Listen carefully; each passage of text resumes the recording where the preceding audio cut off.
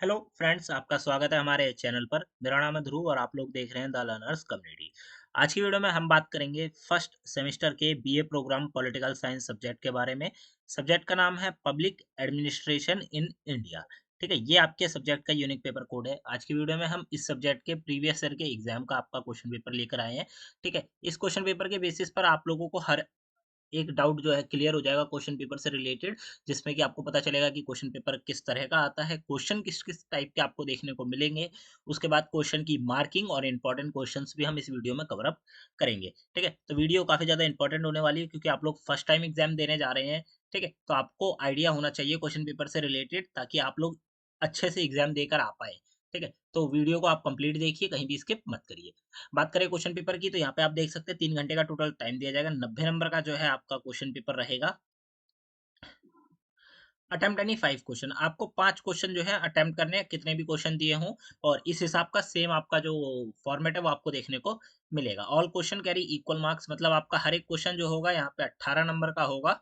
ठीक है, 18-18 के आपको 5 जो क्वेश्चन है वो अटेम्प्ट करने होंगे। 90 नंबर का आपका क्वेश्चन पेपर बन के कंप्लीट हो जाएगा। एक लैंग्वेज आप प्रेफर कर सकते हैं, हिंदी या इंग्लिश, और उसी लैंग्वेज में आपको कंप्लीट पेपर करना है।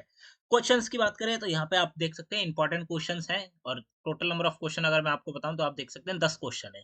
ठीक है, ये 10 के 10 इंपॉर्टेंट क्वेश्चन है, आप लोग इनको कवर अप करके जाइए। साथ में कि इस वीडियो के बाद एक और वीडियो आ रही है जिसमें हम लोग पिछले 2, 3, 4 जो क्वेश्चन पेपर हैं वो निकाल कर लाएंगे आप लोगों के लिए, और उसमें मोस्ट रिपीटेड क्वेश्चंस की जो लिस्ट है वो आपको दिखाएंगे, ताकि आपको आइडिया लग पाए क्वेश्चन पेपर से रिलेटेड कौन-कौन से रिपीटेड क्वेश्चन है। यहाँ पे आपका पहला क्वेश्चन जो बनता है वो है कि प्रशासनिक सुधार लोक प्रशासन की जीवन रेखा है, विवेचना कीजिए।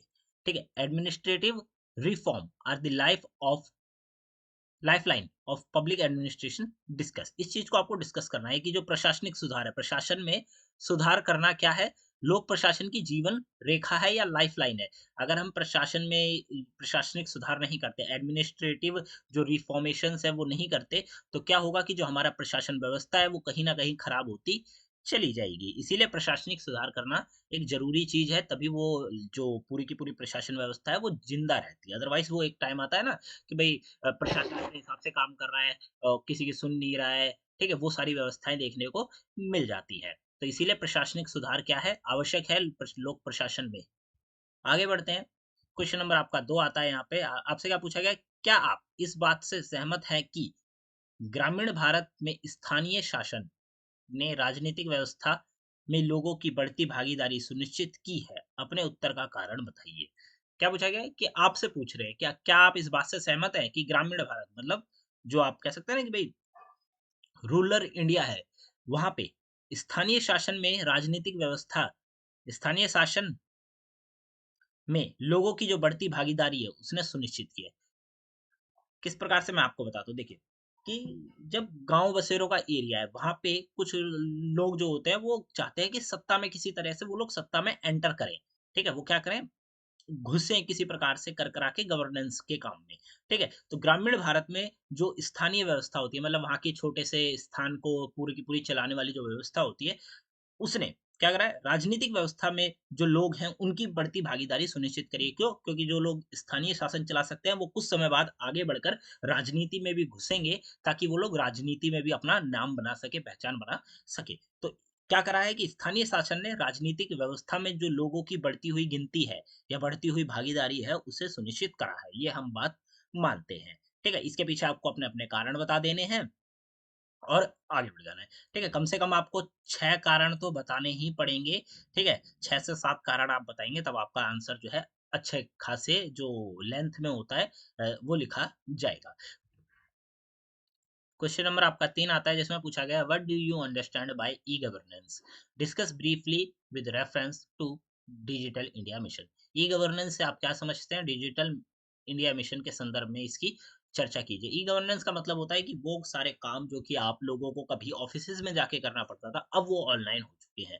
ठीक है? मतलब जो आपको फिजिकली जाके वैसे करना पड़ता था, वो ऑनलाइन हो चुके हैं। इसीलिए डिजिटल इसमें आ जाता है digital India mission. Digital India mission के अंतर्गत क्या थी, वो सारे के सारे काम या फिर वो सारी की सारी प्रोसेस जो कभी लोग लाइनों में लगकर अपना काम करवाते थे, अब वो क्या हो गया, ऑनलाइन हो गया है। ठीक है, तो इससे क्या होगा, ई गवर्नेंस हो चुकी है।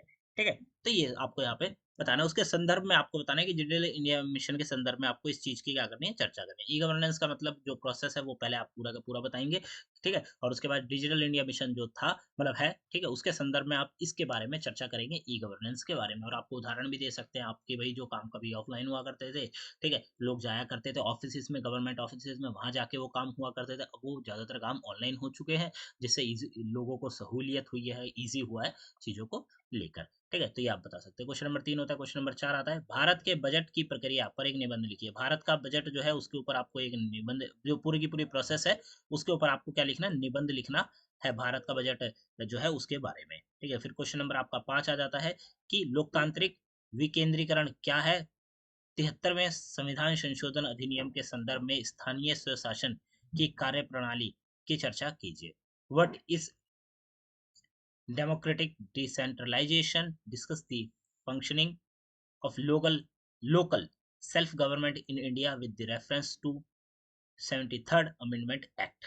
ठीक है, 73वें संविधान संशोधन के जो अधिनियम है उसके संदर्भ में आपको स्थानीय स्वशासन के कार्य प्रणाली के ऊपर आपको चर्चा करनी है। सबसे पहले आप बताएंगे लोकतांत्रिक विकेंद्रीकरण का मतलब है कि सारी की सारी पावर सेंटर में ना होकर सारी की सारी जो पावर है उसे बांट दिया जाए, विकेंद्रीकरण हो जाए। ठीक है, तो ये सारी चीजें आपको यहाँ पे बतानी होंगी। 73वें संविधान संशोधन से रिलेटेड चीजें भी आपको यहाँ पे एक्सप्लेन करनी होंगी। ये मैं इंपॉर्टेंट क्वेश्चन आप लोगों को बता रहा हूँ। आपको अगर इनके आंसर चाहिए तो आप लोग प्लीज कमेंट करिएगा, हम लोग इनके आंसर की कंप्लीट वीडियो भी आप लोगों के लिए लेकर आएंगे। क्वेश्चन नंबर 6 की बात करते हैं, तो भारत में बजट बनाने की प्रक्रिया में विभिन्न अभिनेताओं की भूमिका की अ, जो परीक्षा कीजिए। ठीक है, अब देखिए भारत में बजट बनाते टाइम जितने भी लोग उस काम में आते हैं वो सारे लोगों के बारे में आपको यहाँ पे बताना होगा। ठीक है, बजट बनाने की प्रक्रिया में जो अलग अलग अभिनेता सामने आते हैं, ठीक है, जो इनकी भूमिका है वो आप यहाँ पे बता सकते हैं।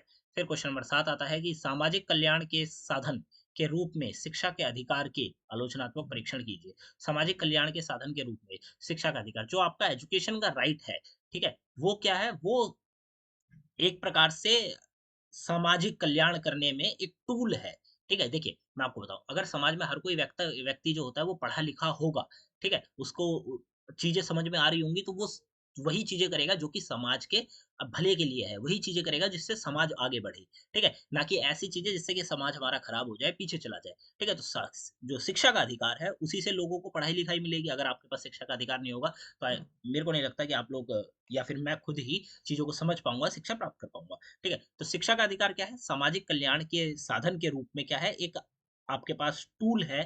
तो इस बारे में आपको यहाँ पे बताना है कि सामाजिक कल्याण के साधन के रूप में, सामाजिक कल्याण के लिए जो एक साधन है वो क्या है? शिक्षा का अधिकार। तो उसका आपको आलोचनात्मक परीक्षण यहाँ पे करना है। ये हो जाता है। फिर आ जाता है क्वेश्चन नंबर 8 कि ग्रामीण भारत में बेरोजगारी को दूर करने के लिए मनरेगा ने मुख्य भूमिका निभाई है, व्याख्या कीजिए। देखिए मनरेगा वाला भी क्वेश्चन मोस्ट इंपोर्टेंट है, रिपीट हो सकता है आप लोगों के एग्जाम में, ठीक है, क्योंकि ये ऑलरेडी एक 2 से 3 क्वेश्चन पेपर में हम ऑलरेडी इसे चेक आउट कर चुके हैं।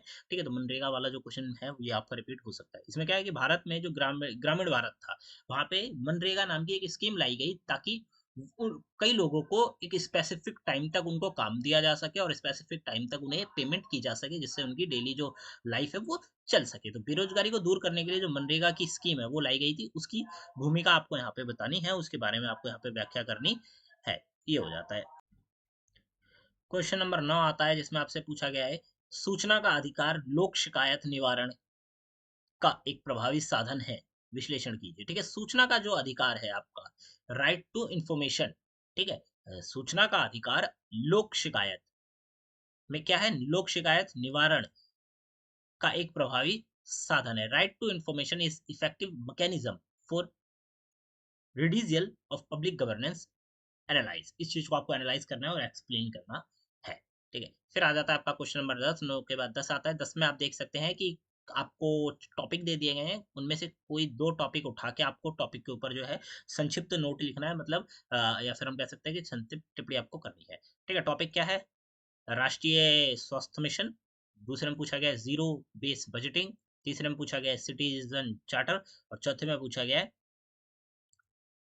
जर्नलिस्ट बनाम स्पेशलिस्ट। ठीक है, जर्नलिस्ट जर्नलिस्ट बनाम स्पेशलिस्ट। तो ये जो है, ये 4 टॉपिक है, 4 में से कोई भी 2 टॉपिक आपको उठाने हैं और उन टॉपिक के ऊपर आपको क्या लिखना है, उन टॉपिक के ऊपर आपको संक्षिप्त जो नोट होता है वो आपको लिखना है, ठीक है? तो इस तरह का आपका पब्लिक एडमिनिस्ट्रेशन इन इंडिया का क्वेश्चन पेपर आपको देखने को मिलेगा। सारे के सारे इंपॉर्टेंट क्वेश्चन जो कि मैंने आपको यहाँ पे बताया, जिसमें मनरेगा वाला बहुत ज़्यादा इंपॉर्टेंट है, ठीक है? क्योंकि वो रिपीट हो चुका है। बाकी हम लोग लिस्ट लेकर आ रहे हैं एक और क्वेश्चन पेपर की, ठीक है? जिसमें हम 3 से 4 क्वेश्चन पेपर को आपको रिवाइज़ करवाएँगे, साथ के साथ आप लोगों को आइडिया लगेगा कि मोस्ट रिपीटेड क्वेश्चंस कौन-कौन से हैं। आंसर चाहिए प्लीज़ कमेंट करिएगा। अगर आप लोगों को आंसर समझ में नहीं आएगा, किस तरह से लिखना है ये आपको नहीं पता, आंसर के लिए कमेंट करिए, हम लोग आपको आंसर प्रोवाइड करवाएँगे।